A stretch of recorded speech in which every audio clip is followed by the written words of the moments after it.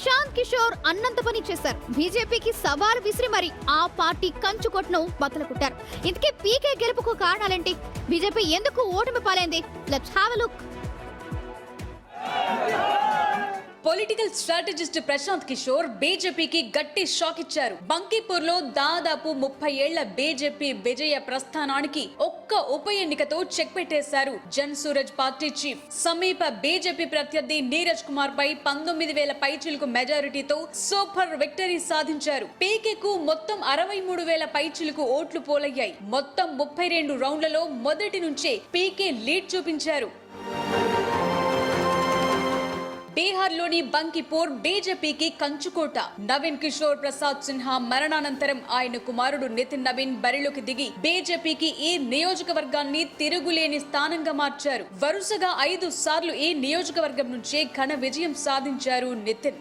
బీజేపీకి ఇంతటి పట్టున్న బంకిపూర్ లో ప్రశాంత్ కిషోర్ గెలుపొందటం దేశవ్యాప్తంగా చర్చనీయాంశంగా మారింది. గత ఎన్నికల్లో రాష్ట్ర వ్యాప్తంగా ఒక్క స్థానంలో కూడా గెలవని జన్ సూరజ్ పార్టీ ఇప్పుడు ఏకంగా బీజేపీ కంచుకోటనే బద్దలు కొట్టడం సంచలనంగా మారింది.